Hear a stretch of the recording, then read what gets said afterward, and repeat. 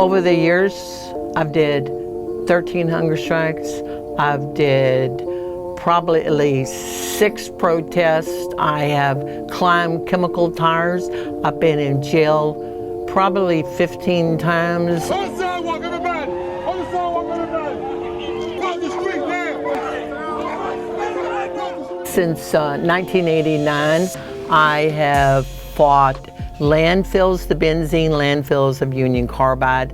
I have fought their wastewater, trying to get them zero discharge. I have fought DuPont's injection wells to get them to go zero discharge. Diane also fought against British Petroleum and Alcoa, which is now an EPA Superfund site.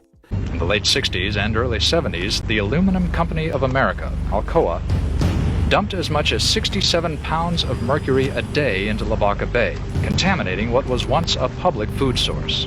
I first got into activism when this shrimper with 3 different types of cancer come in here with a newspaper, pitched it on my desk, and on the front page was Calhoun County was #1 in the nation on toxic disposal.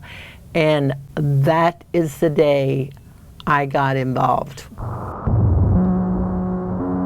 On Formosa, I fought their air permits, the kitchen permits, their wastewater permits. With help from workers inside the plant, Diane slowly gathered evidence to hold the polluters responsible. Many, many times I had the documents, but there was never justice delivered. Diane faced harsh criticism and threats from neighbors, pressure from business leaders, and what she saw as lack of enforcement by environmental regulators. But I persisted. I kept trying. I would have lawyers quit me. I would have lawsuits to resolve. I would have board members resign. I think they thought it was too controversial, and you know what, it's not only an environmental issue. I felt it was a class issue because I was a fisherwoman. In 1995, Diane discovered Formosa was pumping millions of gallons of wastewater into the bay without a discharge permit. I had Formosa's permit blocked, waiting on an appellate judge. And I called EPA saying, what's the status on that hearing? And my name is Diane. Formosa's lawyer's name is Diane. She thought she was talking to Formosa's lawyer. So she started talking about this outfall they were putting out there without a permit. I mean, they didn't even have a permit. And I'm like, wait a minute, you're talking to the other Diane. And that's when she went, oh. Frustrated and angry, she decided to sacrifice one of the most important things in her life as a shrimper. I was going to sink the boat right on top of their discharge, and it was going to be a monument. Every time anyone went over the causeway, they were going to look out in the bay, and they were going to see that mast pole up there, and it was going to be a monument just to the outrageousness of what they did. And there was nothing, no action plan. I was just putting it down as a symbol. And then the Coast Guard was all over me. But the fishermen, somehow or another, when I did that, the fishermen, something clicked with them, and all of them came out and supported me. Got photographs with pellets. With her shrimp boat seized by the Coast Guard, Diane retired from shrimping and redoubled her efforts to fight Formosa. Gaining the trust of plant workers, she knew how bad conditions were inside the plant, with huge amounts of toxic PVC powder covering large areas. The powder would find its way beyond the fence lines. Formosa had a real problem with PVC powder. I knew about the powder problem probably since 1989. And it was just blowing, it was everywhere. It was on the roads, it was on the cars, it was on tops of the roofs of buildings, it was in people's swimming pools. Formosa was releasing not just powder, but millions of tiny plastic pellets known as nurdles. You would see the ditches, the storm ditches that went to the creek lined with pellets and powder. When Diane challenged state environmental regulators to enforce the law, she was told that Formosa's wastewater permit allowed for trace amounts of pellets to be discharged, and if there were any violations, Formosa would self-report. Problem solved. And I'm like, yeah, I just bet. Good morning. It's my pleasure to call this meeting of the Texas Commission on Environmental Quality to order. When they finally find them after 20 some odd years, they had never given them a single violation, and Formosa had never turned in a single violation. Not getting the enforcement she wanted from the state, Diane turned to the United States government. We even talked to the EPA about it, and the EPA did a inspection 2010. They went where the workers told them to go. There were pellets and powder in all those places. They were in the storm ditches, they were on the beaches, and it's like, but nothing ever came of it. Diane heard about a nonprofit that might offer help. Texas Rio Grande Legal Aid was opening an office in nearby Victoria. I went to the meeting and I said, do y'all do environmental stuff? And they said yes. And so I'm like, okay, good. And so they were our lawyers, and they were free because we didn't have any money. It's mostly government agencies and powerful environmental organizations that sue chemical companies to stop pollution. But with the strong legal team at Texas Rio Grande Legal Aid, Diane and her friends were the ones filing suit against Formosa. For the next 2 years, Diane and her team of former plant workers gathered evidence needed for trial. We collected 2,500 samples, probably over 8,000 videos and photographs. I couldn't have asked for a better team of dedicated guys. As a matter of fact, I know one of them, this is 5 years later, and he still goes out daily and takes pictures of the powder on the bay that's coming in from Outfall 1. After Diane filed the lawsuit, Formosa started a cleanup program of Cox Creek. For 4 days a week, over 2 years, its estimated crews cleaned up 67 billion pellets. 67 billion pellets. For here, it was just for Cox's Creek. It wasn't the bay. March 2019, we finally went to court. We presented all our evidence, our 2,500 samples. We brought them in plastic bins and brought them through the trial. And we had all of those photographs. We had a fantastic engineer expert that knew all about the drainage system at Formosa and their failures and why there was such a problem. Diane recalls a time during the trial when a Formosa lawyer questioned her about the millions of pellets submitted as evidence. He was trying to figure out a way to say, but it's really not useful because you really don't have a sense of how much is out there.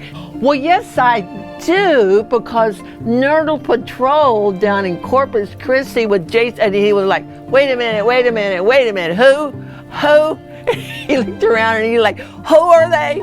He was starting to get really nervous about all that, and then he kept saying, no more questions. Citizen scientists have conducted thousands of Nurdle Patrol surveys along the Texas and Gulf Coast. The interactive map on their website documents extremely high concentrations of nurdles next to the Formosa Point Comfort location. Formosa really did not have much of a defense, and even when the judge finally ruled and he said that Formosa was a persistent violator of the Clean Water Act, that the evidence was ample, the violations were immense. He said that our experts were credible and that the evidence that we submitted as citizens was credible. And the thing is once that trial was over with and and the judge came out with that hard of a ruling, Formosa did not want to go back and to do the part of the trial that had to do about the penalty. And so what Formosa said after the judge made his ruling in October, we will settle. We want to settle. We want to settle.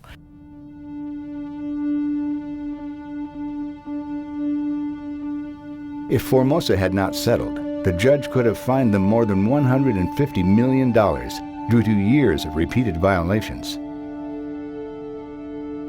One woman, that was the only one that came in there, and it was like, you know, usually it was a room full of men in suits, and you didn't know who all was in there. But this time it was one woman, and I know when I walked into the office where we were going to have this negotiation, she turned and looked at me and said, "You are one persistent woman."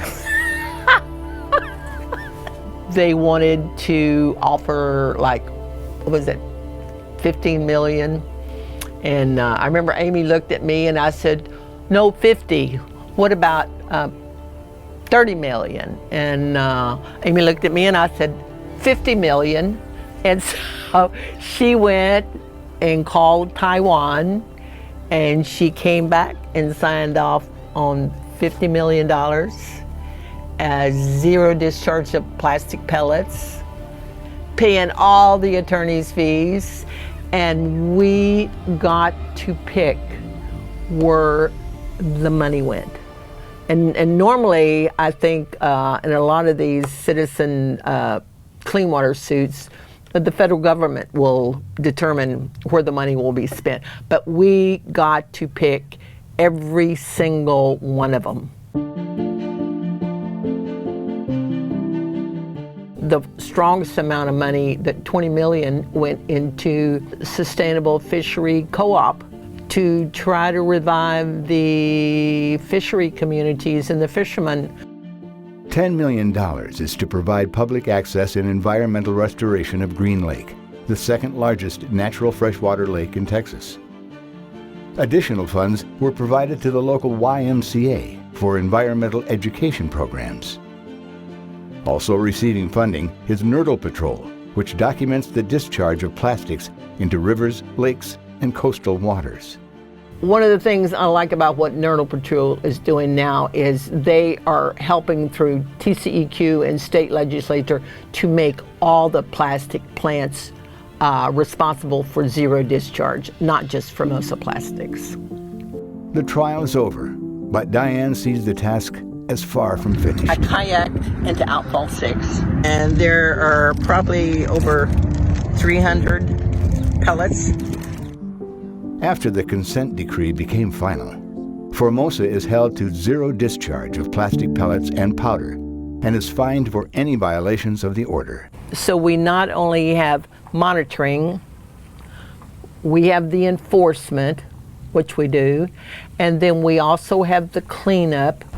There is Horizon, the cleanup crew, are doing a superficial cleanup at the creek, but probably in 2022, there is going to be a major cleanup of the creek and of the bay.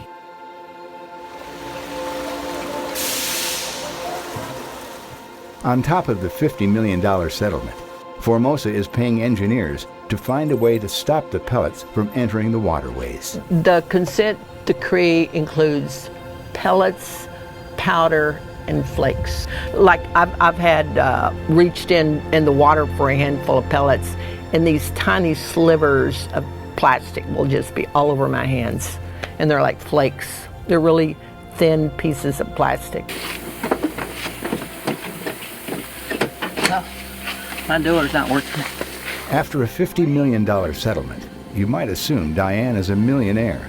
In fact, she received zero compensation from the lawsuit. Diane says the victory isn't about money. This 30 years, it cost me my marriage, it cost me my house, it cost me my boat and my job and a lot of friends, but I have never liked myself so well. That's the most important thing, is being true to yourself.